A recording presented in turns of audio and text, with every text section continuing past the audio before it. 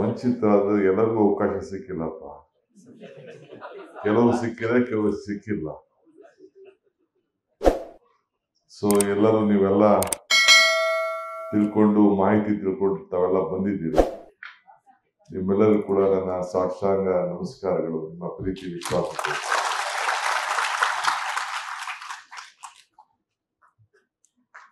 ನಾನು ಇಲ್ಲಿವರೆಗೂ ಕೂಡ ಒಂದು ಸನ್ಮಾನ ಕೂಡ ನಾನು ಮಾಡಿಸ್ಕೊಂಡಿಲ್ಲ.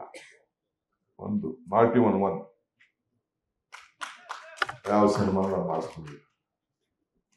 ಯಾವ್ದಾದ್ರು ವೇದಿಕೆಯಲ್ಲಾಗೋ ಮಾಮೂಲಿ ರೆಗ್ಯುಲರ್ ಹೂನಾರ ಹಾಸ್ಕೊಂಡಿದ್ದು ಹೊರತು ಚೇರ್ ಮೇಲೆ ಕೂತ್ಕೊಂಡು ನಾನು ಸನ್ಮಾನನ ಮಾಡಿಸ್ಕೊಂಡು ಅಭಿನಂದನೆ ಮಾಡಿಸ್ಕೊಳ್ಳಿಲ್ಲ.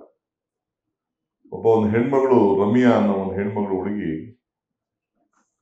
ನನ್ನ ಮೇಲೆ ನನ್ನ ಬಾಲ್ಯ ಮತ್ತು ನನ್ನ ರಾಜಕಾರಣ ನೋಡಿ ಒಂದು PhD ತೆಗೆದುಕೊಂಡು ಆಕೆ ಪಾಸ್ ಮಾಡಿದ್ದಾಳೆ. PhD ಬಂದಿದೆ. ಮೈಸೂರು ಹುಡುಗಿ. ಆಕೆ ಪುಸ್ತಕ ಬರೆದಿದ್ದು. ಪಾಪ ಹೆಣ್ಮಗಳಿಗೆ ನಾನು ಆ ಪುಸ್ತಕ ಬಿಡುಗಡೆ ಮಾಡಕ್ಕೆ ಟೈಮ್ ಕೊಡ್ಲಿಲ್ಲ. ನಿನ್ನೆ ಬಂದು ಗುಳೋ ಅಂತ ಅಳ್ತಾ ಇದ್ರು. ಸರ್, ನಾನು 6 ವರ್ಷ 7 ವರ್ಷ ಮನೆ ಬಿಟ್ಟು ಎಲ್ಲ ಬಿಟ್ಟು ತಿರುಗಿದ್ದೀನಿ, ನಂಗೆ ಟೈಮ್ ಕೊಡ್ಲಿಲ್ಲ.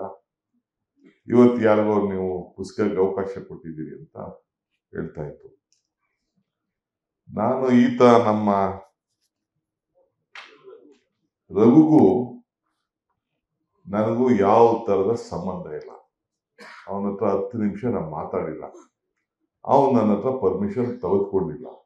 ನನಗಿದು ಗೊತ್ತಿಲ್ಲ.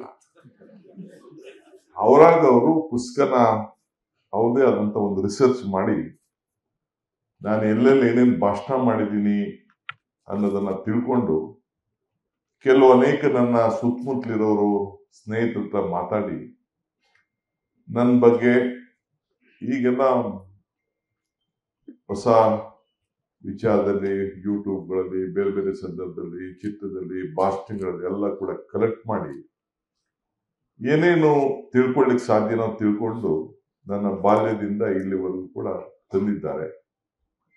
ಸೊ ನಾನು ಮೊನ್ನೆ ನನ್ನ ದೈವಶಕ್ತಿ ಕೆಲವು ನಂಬಿರುವಂತ ಕೆಲವು ಸಂಸ್ಥೆಗೆ ಜಾಗಗಳಿಗೆ ಹೋದಾಗ ಅಲ್ಲಿ ಸಿಕ್ಕಿ ಇದನ್ನ ಪುಸ್ತಕ ಬರೆದು ನಾವೇ ಡೇಟ್ ಫಿಕ್ಸ್ ಮಾಡ್ಕೊಬಿಟ್ಟಿದ್ದೀವಿ ಸರ್ ಅಂತ ತಿಳಿಸಿದ್ರು. ಸೊ ಇನ್ನು ವಿಧಿ ಇಲ್ಲದೆ ಆಯ್ತಪ್ಪ, ನಾನು ಬೇಡ ಅನ್ನೋದು ಸರಿ ಇಲ್ಲ ಅಂತೇಳಿ ಅವ್ನು ನೋಡಿದೆ. ಒಳಗಡೆ ಒಂದು 5-6 ವಿಚಾರ ನೋಡಿದೆ. ಬಹಳ ರಿಸರ್ಚ್ ಮಾಡಿದ. ಸೊ ಕಾಣದೇ ಆದಂತ ಇಂಥ ಭಕ್ತರು ಇರ್ಬೇಕಾದ್ರೆ ನಾನು ಮೋಸ ಮಾಡೋದು ಬೇಡ ಅಂತ ಹೇಳಿ ಇದಕ್ಕೆ ನಾನು ಒಪ್ಪಿ ಬಂದಿದ್ದೆ. ನನಗೆ ಪುಸ್ತಕ ಓದೋ ಅಭ್ಯಾಸ ಅಂತೂ ಇಲ್ಲ. ಕಾಲೇಜಲ್ಲಿ ಓದೋನು ಅಲ್ಲ, ಸ್ಕೂಲಲ್ಲಿ ಓದೋನು ಅಲ್ಲ. ಬರೀ ರಾಜಕಾರಣ ಮಾಡ್ಕೊಂಡು ಇಲ್ಲಿವರೆಗೂ ಬೆಳೆದು ಬಿಟ್ಟಿದ್ದೀನಿ. ಆದ್ರೆ ನೋಡಿದೆ, ಒಂದಷ್ಟು ಸ್ಥಿರವಾಗಿ ನೋಡಿದೆ. ಬಹಳ ಆಳವಾದಂತ ವಿಚಾರಗಳನ್ನ ಹುಡುಕಿ ಕೊನೆಗೆ ನಾನು ಮೈಸೂರಿಗೆ ನಮ್ಮ ವಿನಯ್ ಕುಮಾರ್ ಸುರ್ಕೆಲ್ಲ ಇಲ್ಲೇ ಕೂತಿದ್ದಾರೆ ಕೆಲವೊಂದು ಸ್ನೇಹಿತರೆಲ್ಲ ಕೃಷ್ಣನ ದೇವಸ್ಥಾನಕ್ಕೆ ಹೋಗಿದೆ. ಅಲ್ಲಿ ಸ್ವಾಮಿಗಳು ನನ್ನ ಕರೆದಿದ್ರು ಉಡುಪಿಗೆ. ಅಲ್ಲೊಂದು ಭಾಷಣ ಮಾಡಿದ್ದೆ. ಆ ಭಾಷಣನೂ ಇಲ್ಲಿಗೆ ತಂದ್ಬಿಟ್ಟಿದ್ದಾರೆ. ಆ ಭಾಷಣ ಸುಮಾರು ಒಂದು 20 ಲಕ್ಷ ಜನ ನೋಡಿದ್ದಾರೆ. ನಾನು ಆ ದೇವಸ್ಥಾನಕ್ಕೆ ಹೋದೆ. ನಾನು ಯಾಕೆಂದ್ರೆ ನೀವೆಲ್ಲ ಸಾಹಿತಿಗಳಿದ್ದೀರಿ, ಯಾರು ರಾಜಕಾರಣಿಗಳಿದ್ರು, ಬರೀ ಉಗ್ರಪ್ಪ ಒಬ್ರು ಬಿಟ್ರೆ ಇನ್ಯಾರು ಈ ಸ್ಟೇಜ್ ಮೇಲೆ ಇಲ್ಲ. ಬಟ್ ಉಗ್ರಪ್ಪನ ಒಂಥರ ಲಾ ಮೇಕರ್ ಅವರು, ಅವ್ರದ್ದು ಇದು ಯಾರು. ನಾನು ಈ ಫಂಕ್ಷನ್ಗೆ ಸುಮ್ಮನೆ ಇನ್ನ ಬಂದಾಗ ಇನ್ನು ಕೆಲವರೆಲ್ಲ ಗಲಾಟೆ ಮಾಡ್ತಾರೆ ಅಂತ ನಮ್ಮ ಕೆಲವು ಲೀಡರ್ಸ್ಗೆ ತಿಳಿಸ್ರಪ್ಪ ಅಂತೇಳಿ ಸೋಷಿಯಲ್ ಮೀಡಿಯಾಗೆ ಹಾಕಿ ಕೆಲವರಿಗೆ ಇನ್ವಿಟೇಷನ್ ಹೋಯ್ತು. ಎಲ್ಲ ಜಾಗ ಇಲ್ಲದೆ ಇದ್ದಂಗೆಲ್ಲ ಬಂದು ತುಂಬಿಕೊಂಡಿದ್ದಾರೆ.